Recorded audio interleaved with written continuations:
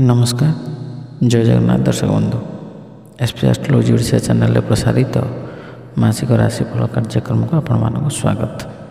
दर्शक बंधु आज आम आलोचना करवा 2024 मसीहा अगस्ट मासरे केमिति रहिबो राशि चक्रर सप्तम राशि तुला राशि व्यक्तिविशेष मानकर शुभाशुभ राशिफल विषय विस्तृत भाव आलोचना करवा। किंतु ता पूर्व जदि आपण मैंने आम चैनल प्रथम थर कर आसी था तेज वीडियो को लाइक करूँ शेयर करूँ और चैनल को सब्सक्राइब कर पाखे बेल आइकन को प्रेस करूँ। दर्शक बंधु अविलंब करवानी आरंभ करवा आज आलोचना चक्र अगस्ट मसरे केमिति रहिबो तुला राशि शुभाशुभ राशिफल विषय। दर्शक बंधु ए तुला राशि जार अधिपति ग्रह होउछन्ति शुक्र। तुला राशि शुभवार बुधवार शुक्रवार घातवार गुरुवार शुभ संख्या 2 6 8 शुभ रंग धला कला। दर्शक बंधु ये तुला राशि व्यक्तिविशेष माने किपरि होइथांती स्वभाव से विषय सामान्य रूप जान रखा। तुला राशि जात व्यक्ति मान्ययुक्त संग्रहशील भोगी धार्मिक श्रीमान बहुभृत्ययुक्त विचक्षण व्यापी कूप तड़ागादि धर्म कार्यकारी पंडित सकल कलायुक्त राजप्रिय मधुर रसप्रिय द्विभार्यायुक्त पितृभक्तिपरायण अल्प संतान अल्प बंधु कृषिकर्मपर क्रय विक्रय कुशल और देव ब्राह्मण सेवक आदि स्वभाव होइथांती। तुला राशि व्यक्तिविशेष मानक पई अगस्ट मासरे कौन रहिबो गोचरीय ग्रह स्थिति। वृष राशि बृहस्पति कर्कट राशि बुध शुक्र रवि कन्या राशि केतु कुंभ राशि शनि और मीन राशि राहु अधिष्ठान करुछन्ति। समय क्रमे ग्रह मानकर स्थिति परिवर्तनशील। दर्शक बंधु ये गोचरीय ग्रह स्थिति को नजर रखी आम यह विचार करिपरिबा जे एही मासरे तुला राशि जन्मित लोकंग पई किछि सतर्कता अवलंबन करने को पड़िबो। जदिओ यही मासरे आपण निजर क्यारियर रे भल अग्रगति पाई पारिबे किंतु किछि मास मध्य आपण को उभय ज्ञान एवं सतर्कता देखा पड़िबो। पंचम घरे शनि एवं अष्टम घरे बृहस्पति एवं मंगल स्वास्थ्य समस्या बढ़ाई पारे। तेणु स्वास्थ्य प्रति टिके असावधानता एवं आपणक पई क्षति घटाई पारे। तेणु आपण निज स्वास्थ्यर जत्न नेबा उचित। आर्थिक प्रसंग में मासर आरंभ टे दुर्बल हो पारे कारण भल आय सत्वे आपणकर खर्च सीमा अतिक्रम करिपारे जहाँ आपणक चिंतार कारण हो पारे। तेणु आपणको आपणकर टंका परिचालना उपरे मध्य ध्यान देवाक पड़िबो। क्यारियर दृष्टि जदि आम विचार करवा तेरे यही मास अनुकूल होबार संभावना रोचे। कार्यरत लोक मैंने से चाकरी रे एक भल पदवीर लाभ पाइबे। आपणकर पदोन्नतिर संभावना अच्छी एवं आपणकर दरमा मध्य बढ़ी पारे। व्यवसाय करुवा लोकों पाई रास्ता टिके कष्टसाध्य हेब। मासर प्रथमार्ध दुर्बल हेब।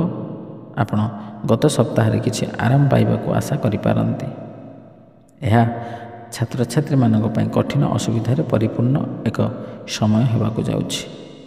आपण निजर अध्ययन को उपभोग करिवे किंतु परिस्थिति आपणक अध्ययन रे बाधा सृष्टि करिवो। तेणु निजर एकाग्रता बढ़ाइबाकु चेष्टा करंतु। प्रेम संपर्क पई उत्थान पतन रे परिपूर्ण एक समय आसीबो। प्रेम थिले मध्य एथिरे किछि द्वंद्व देखा देबो।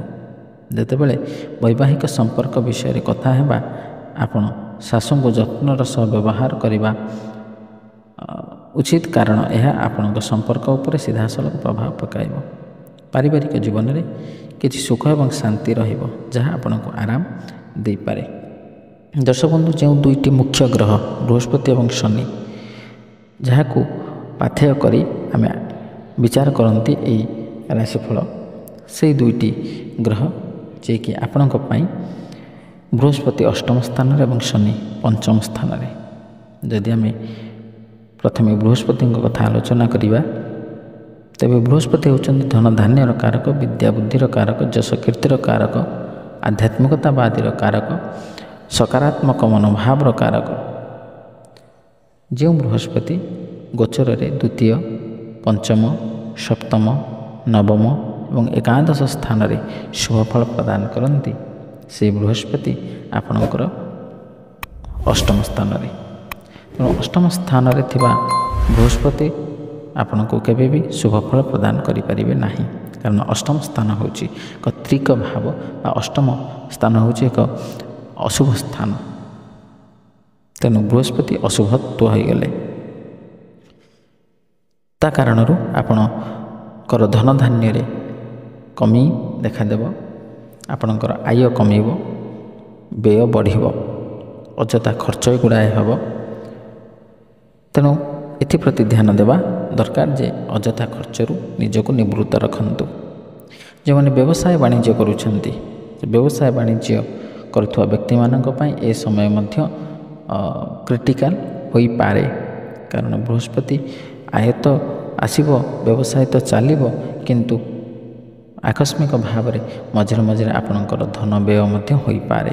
ଯଦି କାହାକୁ ଉଧାର ଦେଇଛନ୍ତି ବା ବାକି ନେଇଛନ୍ତି, ତେବେ ସେ ପଇସା ମଧ୍ୟ ବୁଡ଼ିବାର ସମ୍ଭାବନା ଅଛି ଏବଂ ଆପଣଙ୍କର ଆକସ୍ମିକ କ୍ଷତି ମଧ୍ୟ ସାଧନ ହୋଇପାରେ।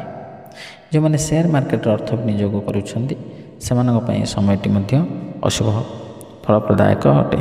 ତେଣୁ ଧୈର୍ଯ୍ୟର ସହିତ ଅପେକ୍ଷା କରନ୍ତୁ। ଯଦି ଆପଣ ଅର୍ଥ ବିନିଯୋଗ କରିଛନ୍ତି, ତେବେ ଏହି ଅଶୁଭ ସମୟକୁ ଅତିବାହିତ ହେବାକୁ ଦିଅନ୍ତୁ। ଧୈର୍ଯ୍ୟର ସହିତ ଆପଣ ଅପେକ୍ଷା କରନ୍ତୁ, ନହେଲେ ଆପଣ ଆର୍ଥିକ ଅସୁବିଧାରେ ପଡ଼ିପାରନ୍ତି। ଏବଂ ଆଧ୍ୟାତ୍ମିକବାଦୀ ଲୋକମାନେ ସେମାନଙ୍କର ଆଧ୍ୟାତ୍ମିକତାରୁ ସାମାନ୍ୟ ଅନାଗ୍ରହୀ ହୋଇପାରନ୍ତି, ମନ ଫେରାଇ ପାରନ୍ତି। ଦେବ କାର୍ଯ୍ୟରେ ଆପଣଙ୍କର ଉପସ୍ଥାନ କମିପାରେ। ଏବଂ ବିଦ୍ୟାର୍ଥୀମାନେ ଯେଉଁମାନେ ପାଠପଢ଼ା କ୍ଷେତ୍ରରେ ବର୍ତ୍ତମାନ ଅଛନ୍ତି, ସେମାନଙ୍କର ଏହି ସମୟଟି ଅତ୍ୟନ୍ତ ଅଶୁଭ ଫଳପ୍ରଦାୟକ ଅଟେ। ଯଦି ଆପଣ ପଢ଼ୁଛନ୍ତି, ତେବେ ଦେଖିବେ ଆପଣଙ୍କର ପାଠପଢ଼ାରେ ସାମାନ୍ୟ ଅନାଗ୍ରହୀ ହେବେ, ଅନ୍ୟ କୌଣସି ବିଷୟରେ ଆପଣଙ୍କର ଧ୍ୟାନ ବଢ଼ିବ ଏବଂ ଅଧ୍ୟୟନ କ୍ଷେତ୍ରରେ ଆପଣ ଯେତେ ଚେଷ୍ଟା କଲେ ମଧ୍ୟ ଆପଣଙ୍କର ମନ ଅସ୍ଥିର ରହିବ, ପାଠପଢ଼ାରୁ ଆପଣ ବିରତ ହୋଇପାରନ୍ତି, କିନ୍ତୁ ନିରନ୍ତର ଚେଷ୍ଟା ଆପଣଙ୍କୁ ଏ କ୍ଷେତ୍ରରେ ସୁଫଳ ଦେଇପାରିବ। ଦ୍ୱିତୀୟରେ ଯଦି ଆମେ ଶନିଙ୍କ କଥା ଆଲୋଚନା କରିବା, ତେବେ ଶନି ହେଉଛନ୍ତି ଆପଣଙ୍କ ରାଶି ପାଇଁ ବର୍ତ୍ତମାନ ପଞ୍ଚମସ୍ଥ। ତେଣୁ ପଞ୍ଚମ ଶନି ମଧ୍ୟ ଅଶୁଭ ଫଳପ୍ରଦାୟକ ହୋଇଥାନ୍ତି, କାରଣ ଶନି ଗୋଚରୀୟ ସ୍ଥିତି ଅନୁସାରେ ତୃତୀୟ, ଷଷ୍ଠ, ଦଶମ ଏବଂ ଏକାଦଶ ସ୍ଥାନରେ ଶୁଭଫଳ ପ୍ରଦାନ କରିଥାନ୍ତି।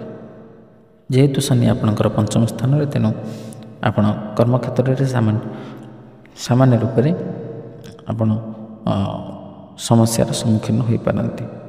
ଯେହେତୁ ପଞ୍ଚମ ସ୍ଥାନରୁ ଆମେ ସୁତ ବା ପୁତ୍ର ସନ୍ତାନ ଆଦି ର ବିଚାର କରିଥାନ୍ତି, ତେଣୁ ଯଦି ଆପଣ ବିବାହିତ, ତେବେ ଆପଣ ପୁତ୍ର ଜନିତ ବା ସନ୍ତାନ ସନ୍ତତି ଜନିତ କଷ୍ଟ ମଧ୍ୟ ଆପଣ ଅନୁଭବ କରିପାରନ୍ତି।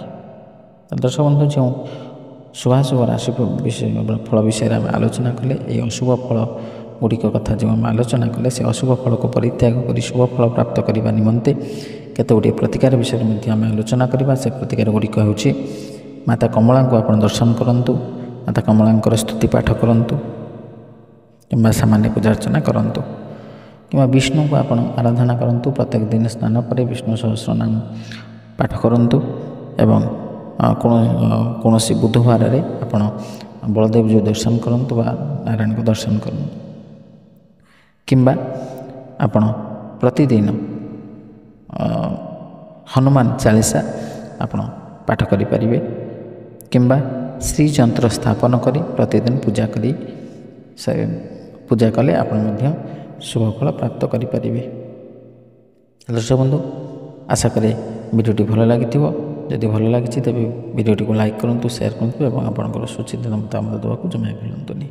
ବନ୍ଧୁ, ଆଜି ପାଇଁ ବିଦାୟ ଦିଅନ୍ତୁ। ରହିଲି, ନମସ୍କାର, ଜୟ ଜଗନ୍ନାଥ।